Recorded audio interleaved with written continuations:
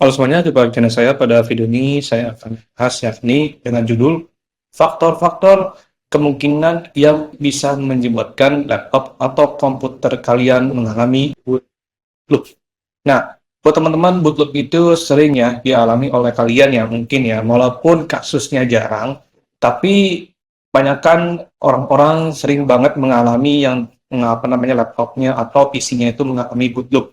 Nah, boot loop itu artinya adalah ketika laptop baru pertama kali dihidupkan, gitu ya, itu dia nge-stuck ya pada loading merek brand laptop atau logo Windows aja, gak masuk ke arah sistem.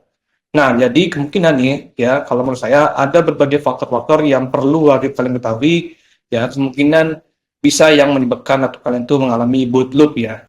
Nah, langsung aja. Pertama, faktor ini bisa disebabkan ya, yaitu adalah adanya malware ya. Jadi kalau misalnya laptop atau PC kalian itu ada malware, ini kemungkinan bisa terjadi yang menyebabkan yang namanya boot loop ya. Karena malware itu bukan hanya bisa merusak pada file, tapi bisa membuat laptop kalian itu mengalami boot loop ya. Alias kalian akan mengalami stuck di dalam loadingnya gitu ya.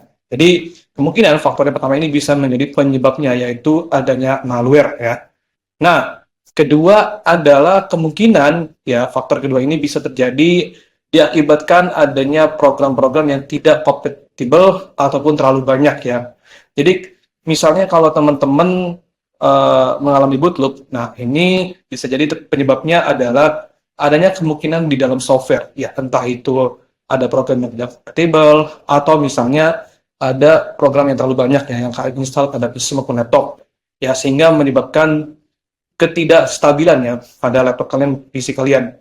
Nah, jadi faktor kedua ini kemungkinan bisa menjadi penyebabnya apabila laptop atau PC kalian tuh mengalami yang namanya boot loop ya.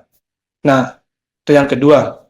Nah, faktor ketiga ya, ini bisa disebabkan adanya kerusakan dalam hardware.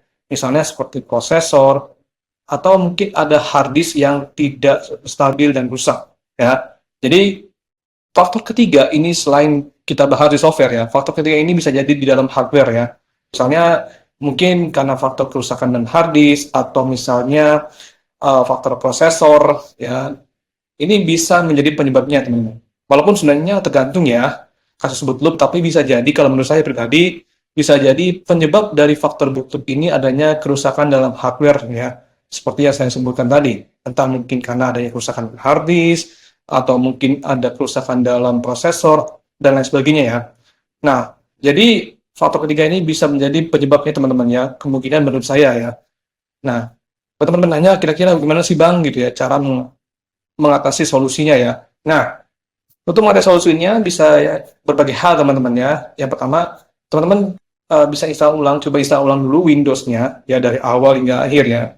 Ya, misalnya kalau teman-teman punya DVD atau flash disk, misalnya kalau teman-teman install ulang lewat flash disk, saran saya coba install ulang aja dulu lagi ya. Jika laptop atau PC kalian itu mengalami boot loop, ya coba install ulang, lakukan lagi ya.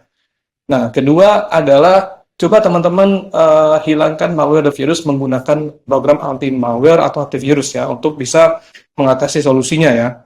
Oke.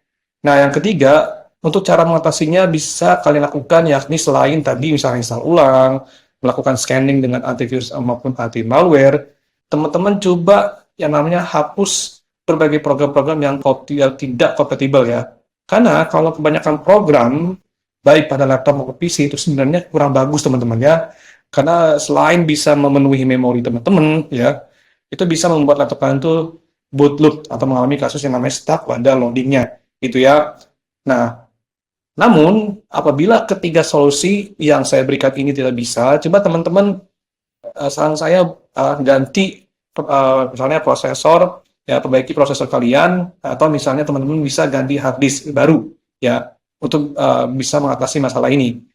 Walaupun sebenarnya ya masalah ini agak cukup rumit ya, coba tapi saran saya coba teman-teman ganti kedua ini ya antara prosesor maupun yang namanya betul ya hard disk, ganti hard disk ya.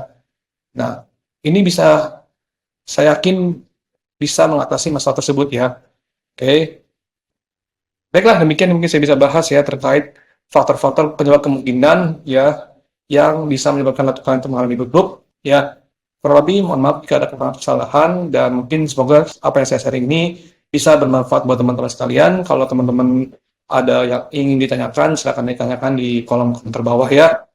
Like video ini jika kalian suka. Kalau nggak suka nggak apa-apa, it's okay. Tapi kalau kalian suka, bantu saya dengan cara like, komen, dan juga subscribe. So, thank you. Saya akhiri. Wassalamualaikum warahmatullahi wabarakatuh.